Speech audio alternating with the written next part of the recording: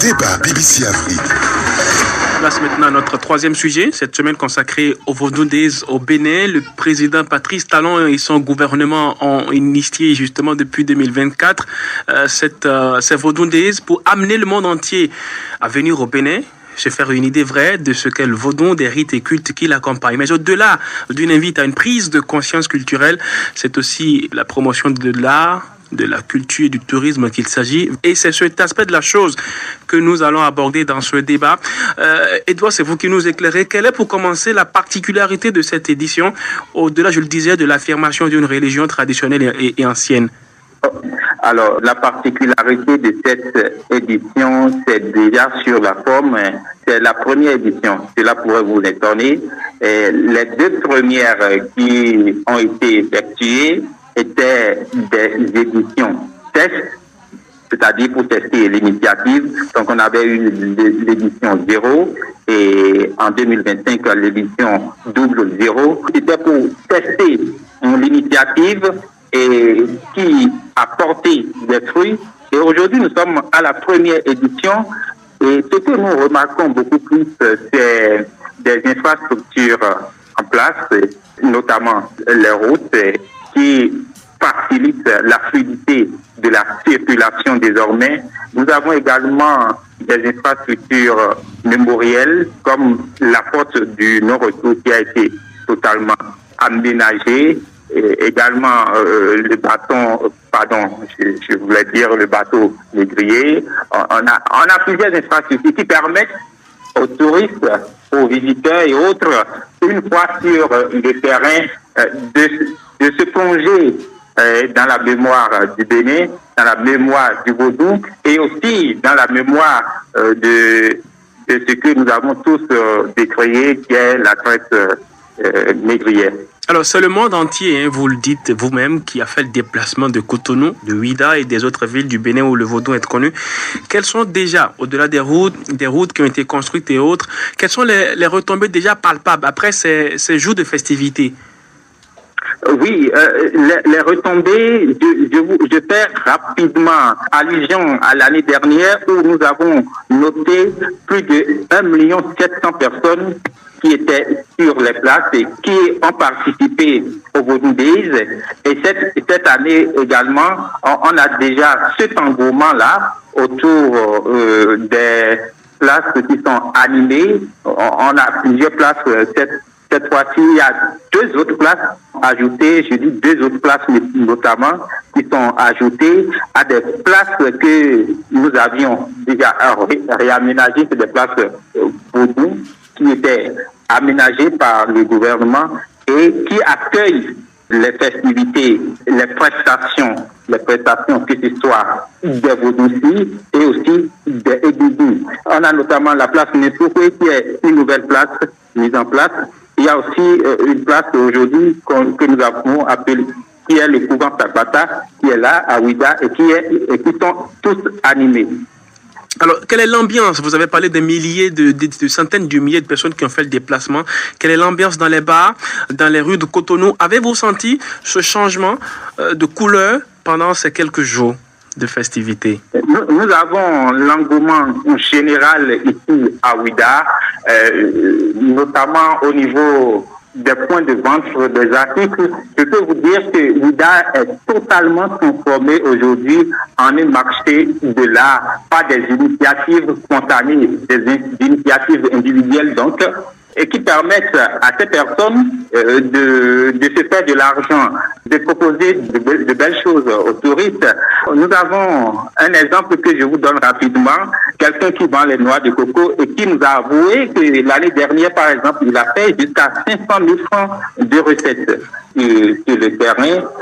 Il n'y a pas que les concerts, parce que dans l'imaginaire de certaines personnes, ils pensent que c'est seulement les concerts qui se passent le soir qui constituent les activités des Vodou Days, mais il faut juste faire un tour sur les places et remarquer que c'est toute la ville de Ouidah qui brille aux couleurs des Vodou Days et c'est tous les bars, c'est tous les points de vente qui profitent de cette initiative du gouvernement. Merci beaucoup, Edouard. Tiens-moi, Amidou, je viens à vous avec cette question de promotion de la culture telle qu'elle est assurée par les Béninois.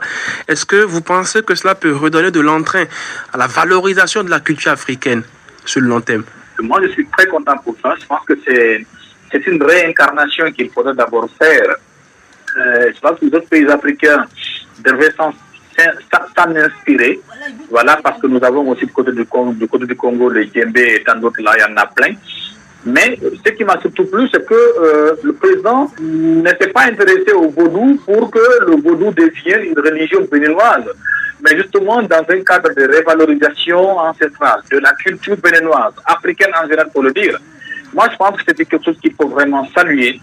C'est quelque chose qu'il faut encourager. Il n'y a pas que le Bénin qui devrait le faire. Chaque pays africain, réellement, je me dis, a réellement ces réalités qu'il faudrait vraiment promouvoir.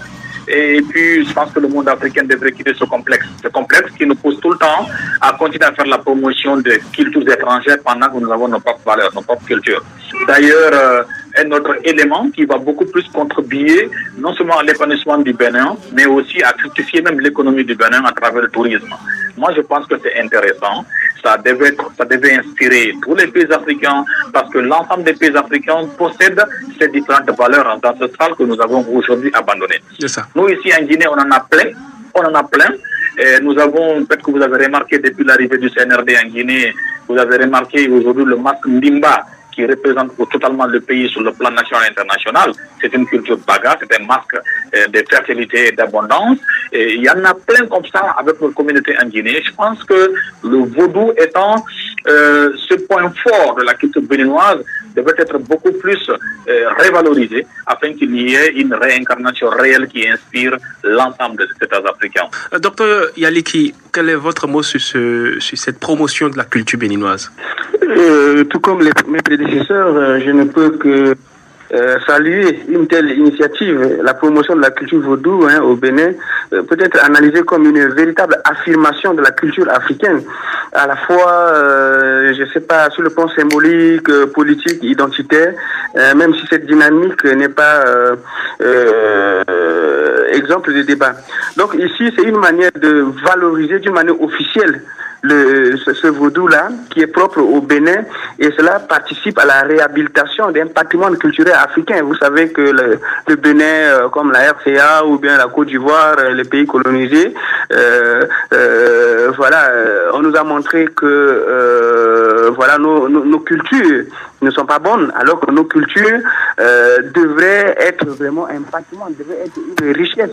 C'est pour cette raison que je partage absolument l'avis de mon prédécesseur qui dit que si la spiritualité vaudou au Bénin si d'autres pays africains peuvent copier cet exemple-là, et je veux bien commencer par la République centrafricaine, parce que en RCA, dans les années 80 là-bas ou dans les arrière-années, nous avons cela, nous avons des cultures où on initie les gens, on leur montre comment aimer le pays, aimer son prochain, comment devant une difficulté, qu'est-ce qu'on doit faire, mais de plus en plus, ça n'existe plus. Donc la culture vaudou au Bénin, si cela pourrait inspirer d'autres présidents africains qui doivent comprendre que nous avons notre culture à nous, nous avons notre tradition à nous, qui est propre à nous. Vous savez, aucun pays au monde, si nous essayons de voir les pays développés, ces pays-là se basent sur leur culture. Et quelque part, on pourrait dire que beaucoup de pays africains, on continue de balbutier, on continue de sombrer dans le crise, c'est parce qu'on ne donne pas beaucoup d'importance à nos racines. Vous pensez donc qu'aujourd'hui, la culture doit être au cœur de nos politiques publiques sur le continent? Absolument, ça doit être au cœur. Vous voyez, je vais donner quelques exemples. Vous arrivez en France, ils ont leur culture. On ne dit pas qu'ils n'ont pas leur culture. Ils ont leur culture, la manière de traiter les personnes âgées, la manière de traiter les parents, etc. C'est aussi leur culture qu'on respecte. Vous arrivez en Chine, ils ont leur culture qu'ils respectent. Et vous voyez, ces pays-là sont développés, sont en avance. Cela montre que lorsque un pays qui prétend au développement, s'il ne respecte pas sa culture, je pense que ce pays-là ne peut pas prétendre à un développement. Et vous voyez, on doit lier, par exemple, la démocratie à la culture africaine. On doit lier les droits de l'homme à la culture africaine. Je ne dis pas qu'on va remettre en cause l'universalité des droits de l'homme, mais pourquoi au niveau de l'Union africaine on n'a pas des droits de l'homme et des peuples? Or, la notion de peuple, ça n'existe pas en Europe, ça n'existe pas ailleurs. Et c'est une notion qui est propre à nous. Il y a des hommes, mais il y a des peuples.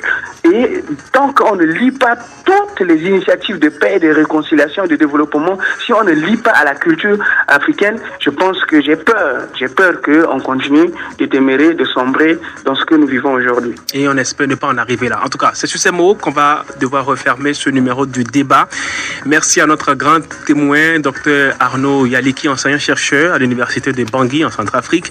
Vous êtes aussi le commissaire à la commission Vérité, Justice, Réparation et Réconciliation. Merci d'avoir accepté de répondre à toutes nos questions. Je vous remercie aussi de m'avoir invité. Merci à mes deux confrères, Tieno Amidouba, journaliste guinéen et analyste politique, administrateur du site d'information océanguinée.com et du cabinet de formation et de consultation Lahassa International. Merci à Edouard Yansounou, journaliste culturel béninois qui nous a édifié sur ces Vodou Days. Le débat cette semaine est réalisé par Ralou Ahmed Assalé. Didier Lando est à la production comme chaque semaine et Abdou Diop la mise en onde. Merci à eux et merci à vous, auditeurs amis, pour votre attention.